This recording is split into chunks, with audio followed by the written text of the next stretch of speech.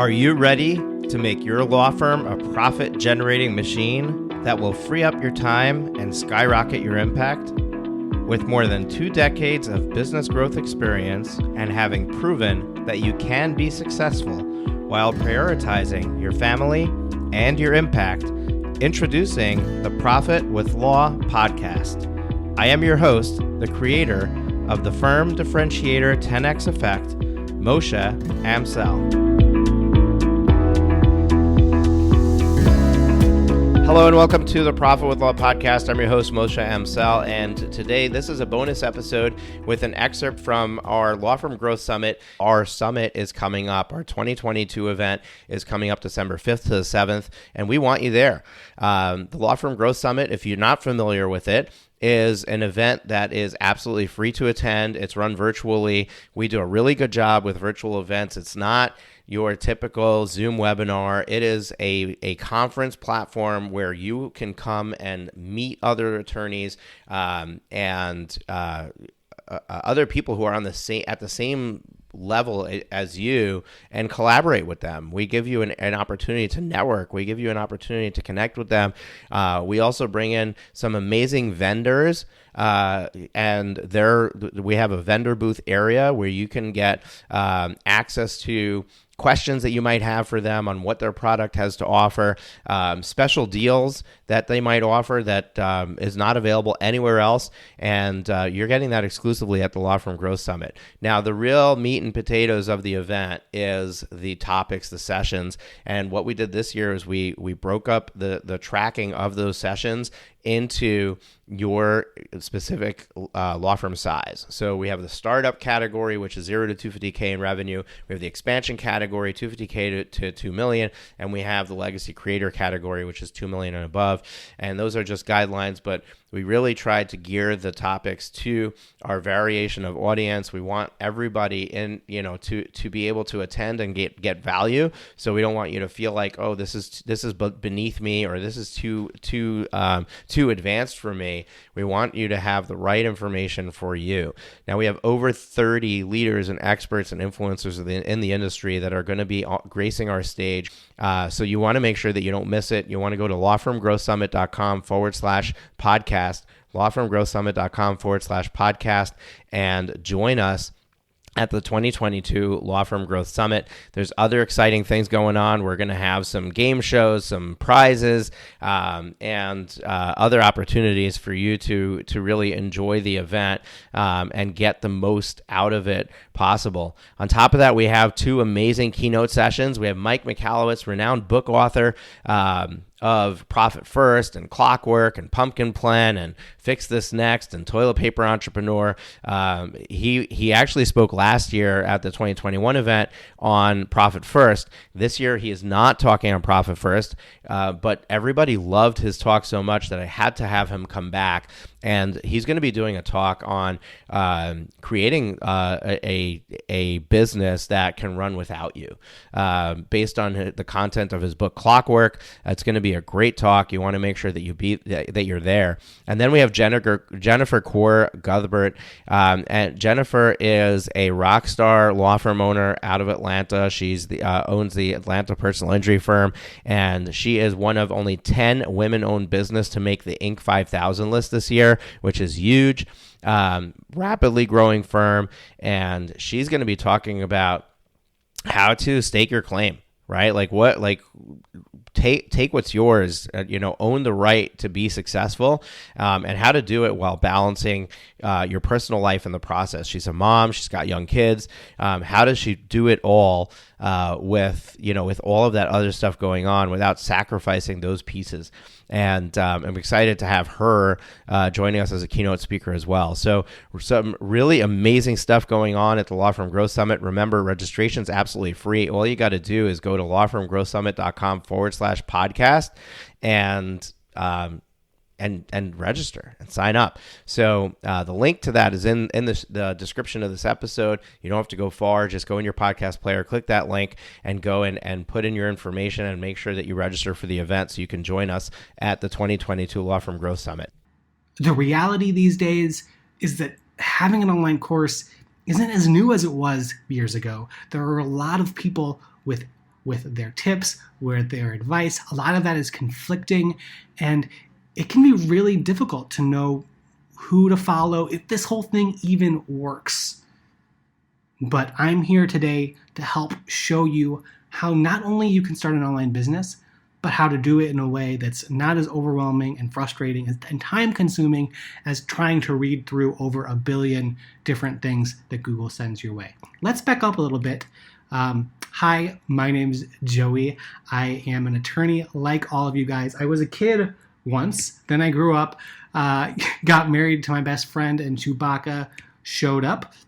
And then I graduated from law school. This is a legit photo that the school photographer took, capturing me freaking the heck out because I realized, I had signed up for this thing that wasn't a very good fit. You see, I am the middle of 7 kids. I've always been more of a natural peacemaker. And being in the courtroom, trying to handle depositions, wasn't a very good fit. But for the longest time, I just thought, I just need to learn how to do this and do better at it. So for the first 2 years of me being a lawyer, it was basically this. Me sitting around a fire saying, this is fine, this is life, I have to push through it. Eventually, I decided to try and find something new. And what I found was that the same qualities in myself that made me a pretty bad fit for being in the courtroom, the fact that I'm not a fighter, the fact that I'm not super professional, I don't love just wearing a suit and tie all the time, actually gave me a unique advantage in helping business owners get up and running and being their kind of proactive, friendly neighborhood, approachable attorney, point out ways for them to stay safe as they're growing their business. And eventually I started my own firm. That's me with my cute dog, Mr. Feeney, about a year into having my law firm. Now we just focus on trademarks and related legal issues for emerging online entrepreneurs. And I was about a year into not only being a lawyer, but having my own business, having my own law firm. We were at that year mark, almost about to hit legit, big first year goals. It was amazing that we were about to hit it. We also worked super hard. And I had, for the first time, a panic attack, which led to multiple panic attacks happening, one day after the next. I was hospitalized for 2 weeks. The reason why I say this is because I was really pulled from my law firm without any real advance notice. And I realized that I had to take care of my health and my wellness, and I had to put that first. And so one day I was talking to my therapist about all of this, and I was saying, I just need to really put myself first in order for my business to grow and thrive. And she said, if I'm hearing you right, you have to love yourself more than you love your business. And I was like, oh yeah, can I quote you on that? So I created an Instagram post for this. This continues to be one of our most engaging posts with just this quote card. But about a year after that whole issue, I realized something. I was so focused on building a business that put me first and really making sure that I was doing what I could to make sure that my health is okay. By the way, I should say I'm totally fine now. But the reality is I was actually creating a pretty low ceiling for myself in terms of what the business could reach, what the growth potential was, because I wanted to make sure that my health was okay. And eventually I realized, why am I doing this? Can I have it both ways? I was actually in a meeting with my team. We were looking at the numbers, and my team kind of called me out, and they said, Joey, we can do this. We can kind of aim low and hit it. And it's cool that, you're one of those bosses who isn't always striving for a whole lot. Like, that's cool. But at the end of the day, we have this huge vision that we want to do as a business. And we can't do that if the goals are set as low as they are. And so I had to really think about things and say, okay, can I have my cake and eat it too? The cake being money and a larger business making more revenue, and eating it being the health and the wellness and taking care of myself. And this wasn't an either or thing, but really a both and thing. And when I started thinking about, okay, how can I have it both ways, which was about a year ago, a lot of the friends and mentors that I was working with said, you should start a course. This is that promise of having something happening on the recurring end. You can work smarter, not harder. Over time, you can have this thing that is helping you scale without putting a lot of work into it. And so I thought, okay, that's an interesting idea. I think I'm going to try it. That was about a year ago. And I had to tell you guys, I'm not like the polished after photo version of what a successful course creator looks like, but I've learned a lot of powerful lessons. And so today I want to share with you guys what those are. We're going to be talking about how to create a revenue generating online course for your firm without the hassle. And really, I want to help you learn from the biggest mistakes that I've made and the biggest mistakes that I've seen people make. Both mentors that I'm working under and my colleagues who I've gotten to know who are also working on building some type of an online program. And look, I could talk about all of the mistakes and lessons that I've learned.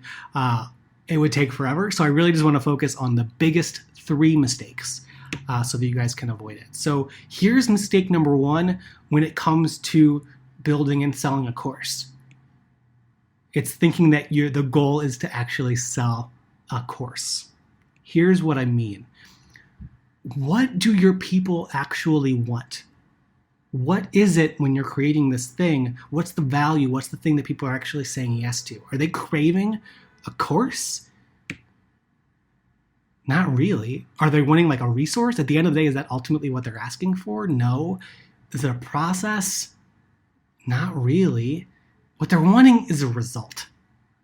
The course is the thing that gets them that result. And sometimes when we decide that we want to start creating a course, we get lost in the details of everything and we lose sight of the fact that the course is just a way of giving them that result that they're wanting. So really, it's a tangible transformation. If you look into the way that people are promoting and marketing and positioning their courses, they use a lot of blank without blank phrasing, meaning I'm going to give you this thing that you want without this thing that you want to avoid. That can be a really powerful way to position what it is that you're selling. And it really highlights the fact that you are selling something that's not just a course.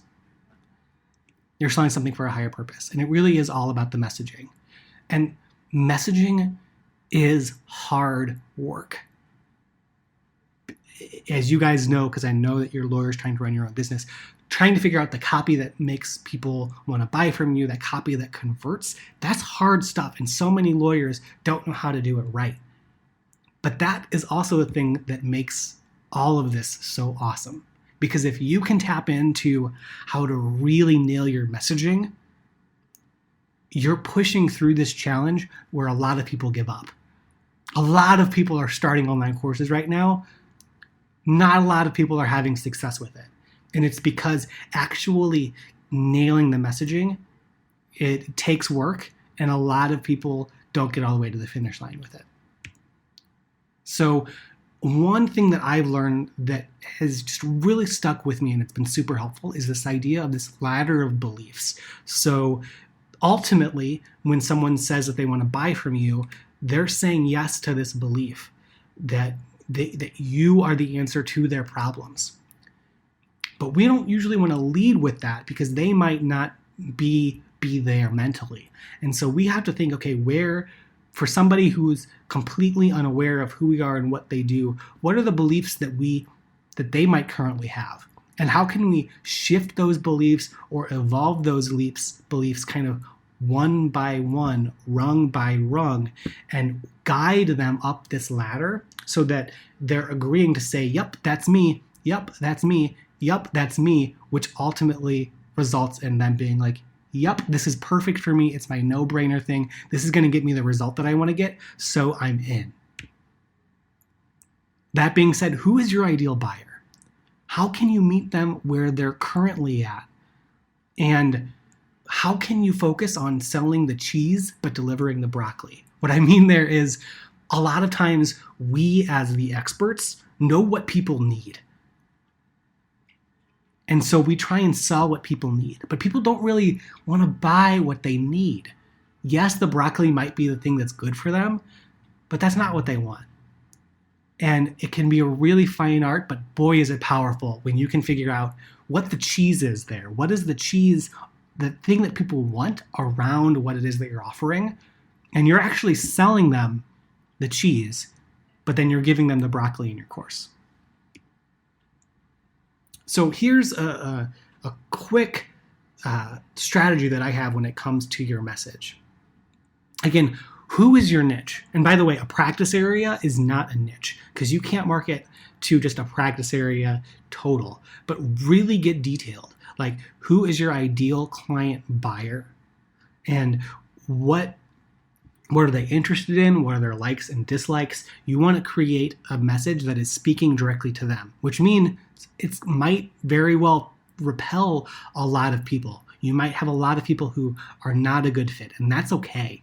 But you want to find your people so that when they see your stuff, whether it's your sales page, your social media stuff, whatever, your webinar, they're just like, oh yeah, that's totally me. What is it that they want? And what is it that they don't want? Again, that thinking about these questions allows you to build statements like that blank without blank, those really powerful ways of positioning what it is that your offer is. And not only what is your solution, but why is your solution better than the other solutions out there? This stuff takes work, but when you can really dial into this, it's super, super powerful. And once you do this hard work, then actually marketing it, promoting it, selling it seems pretty easy and effortless. So how do you do that? Well, before you even offer, what I recommend is that you ask. Find your niche, then reach out to them. Hop on a call with them. Ask them, what do you want? What don't you want? Then offer it to them. If they say no, then ask them why. And you'll get a deeper sense of what they want and what they don't want, and how you can refine your solution so it hits that. But also at the same time, you want to be breathing, because if you guys have not been in the online course space, and we'll get into this eventually, but probably around 90% of the people that you present an offer to are going to say no. And instead of that freaking you out and wanting to get a yes every time, be okay and embrace the fact that you're probably going to get rejected quite a lot. And that is okay, because the goal is to find that under 10% who are a heck yeah to what it is that you're building. That's it for this week's episode of Profit with Law. If you have enjoyed the show, please consider sharing it with at least one person. Imagine how many lives we can change if we each shared this episode. Another way to share the episode is on social media. We appreciate your support and look forward to you joining us again next week.